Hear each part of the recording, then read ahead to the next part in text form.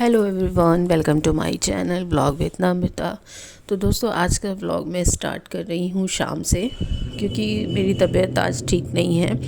जिस दिन से मैं ब्राइड करके आई ना, उसी दिन से नाइट से मेरी तबीयत ख़राब हो गई थी। पहले हल्का हल्का सा गले में दर्द था, उसके बाद जुकाम हो गया, फ़ीवर हो गया। तो अभी आवाज़ से ही आपको समझ में आ रहा होगा कि बहुत ज़्यादा गला ख़राब हो गया मेरा।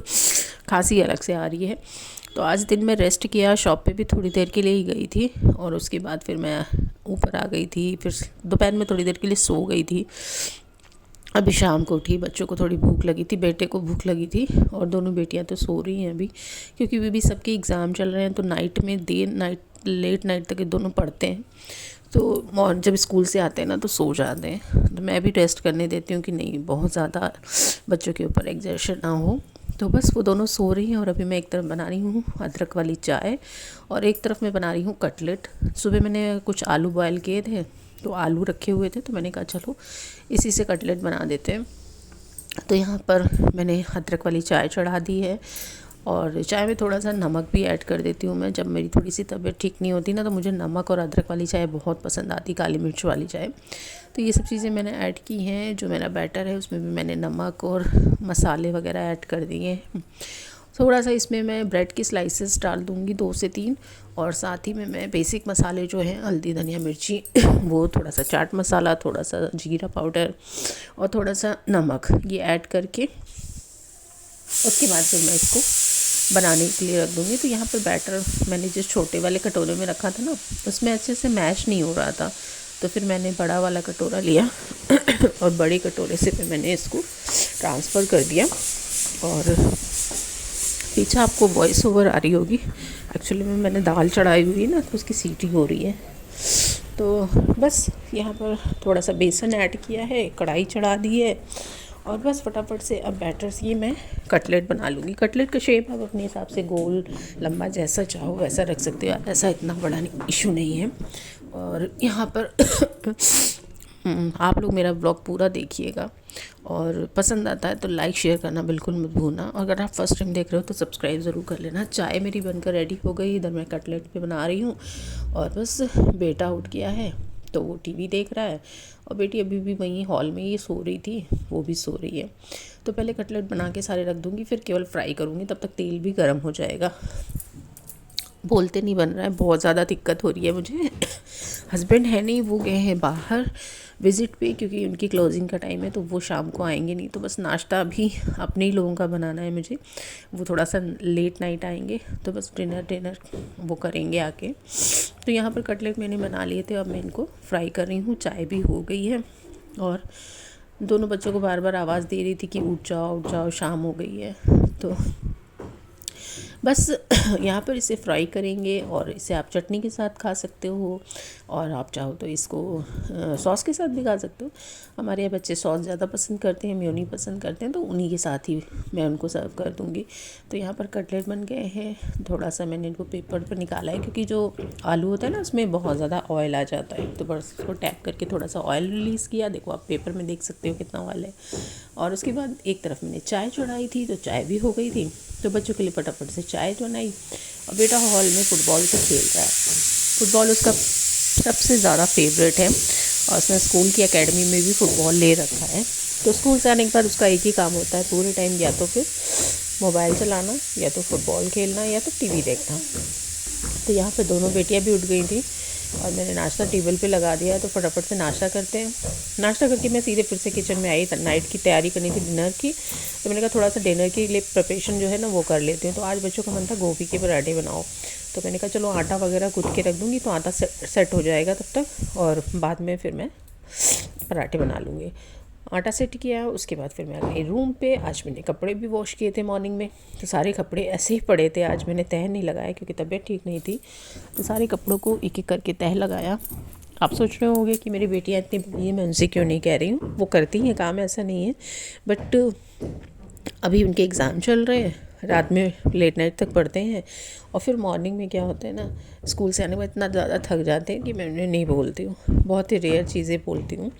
तो बस वो दोनों सो जाते हैं, रेस्ट करते हैं। तो इतना ज़्यादा अभी इस समय काम नहीं होता है, मैं सारा काम खुद ही हैंडल कर रही हूँ। तो यहाँ पर सारे कपड़े तह लगाऊंगी, अपनी अपनी जगह पे रख दूँगी, ताकि जो नेक्स्ट डे मॉर्निंग होती है ना, तो कपड़े ईजिली सबको मिल जाते हैं। बेटे को बोल रही थी कि जाकर पढ़ लो थोड़ा सा, कल आपका टेस्ट है। तो उसका एक ही डायलॉग होता है, मेरा सब तैयार है, अब जब रिज़ल्ट आएगा तो पता चलेगा क्या है। तो यहाँ पर उसको बोल रही थी जाके पढ़ लो थोड़ा सा, मोबाइल रख दो। बट उसे ना सुनना। यहाँ पर मैंने कपड़े सारे तय कर दिए हैं, फटाफट से इन्हें रखती हूँ और उसके बाद फिर मैं दवा पीऊँगी, क्योंकि मेरी जो खांसी है वो बहुत ज़्यादा बढ़ रही है। कोई अगर आपको घरेलू उपचार पता हो तो मेरे को कमेंट में ज़रूर बताना, क्योंकि मुझे खांसी में ना, तो मैं कफ सिरप पीती हूँ ना, इससे मुझे बहुत ज़्यादा दिक्कत होती है। कभी कभी ब्लड प्रेशर हाई सा लगने लगता है, बहुत ज़्यादा मतलब जम सा जाता है, ऐसा लगता है। तो कोई घरेलू उपचार हो तो प्लीज़ मेरे साथ ज़रूर शेयर करिएगा।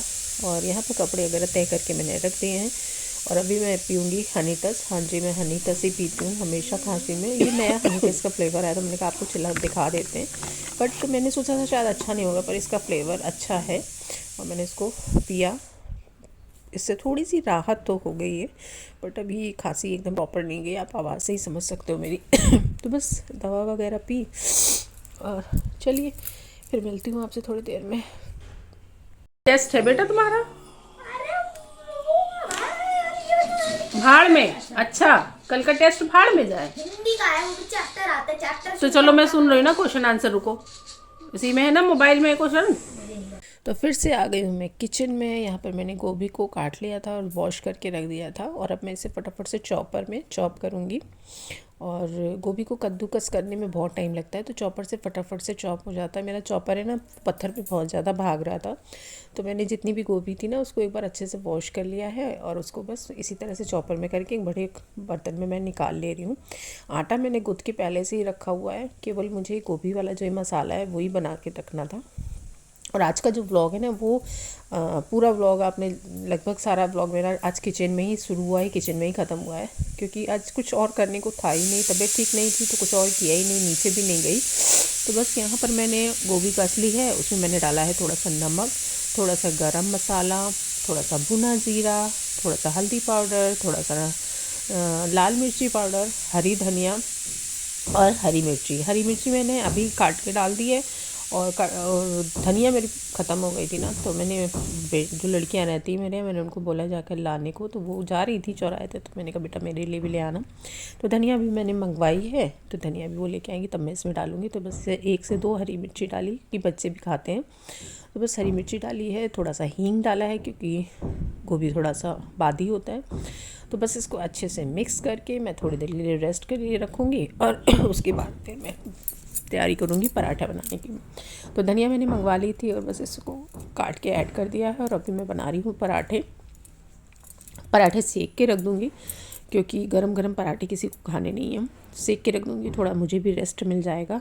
और बस यहाँ पर जब तक मेरे पराठे बनेंगे तब तक सब्ज़ी सुबह की रखी हुई है। आज मैंने कोई भी सब्ज़ी नहीं बनाई, बच्चों ने बोला कि वो अचार से और सॉस से खाएंगे, पापा के लिए सब्ज़ी रखी है, तो बस वो लोग पराठा सब्ज़ी से खा लेंगे। तो यहाँ पे जल्दी जल्दी से पराठे वगैरह सेक के रखूँगी। तबीयत ठीक नहीं है इसलिए मैं और ज़्यादा कुछ आपके साथ आज शेयर नहीं कर पा रही हूँ। तो यहाँ पर मेरे पराठे सेक रहे हैं। और दोस्तों, ब्लॉग को पूरा देखा करिए, बीच में स्किप ना करा करिए और अपनी एक लाइक ज़रूर दिया कीजिए अगर पसंद आता है आपको तो, क्योंकि आपका एक लाइक बहुत इम्पोर्टेंट है हमारे लिए। और बहुत मेहनत लगती है एक ब्लॉग को बनाने में, एडिट करने में, उसके बाद उसे अपलोड करने में। और मैं यहाँ बता रही थी कि आज मेरे साथ एक दिक्कत हो रही है, पता नहीं क्या हुआ है। मैं जो भी वीडियोस अपलोड कर रही हूँ ना, वो मुझे ना तो YT पे दिखाई दे रहा है और ना ही वो मुझे मेरे चैनल पे दिखाई दे रहा है। क्या प्रॉब्लम हुई है समझ में नहीं आ रहा है और थोड़ी परेशान हूँ इसी को लेकर।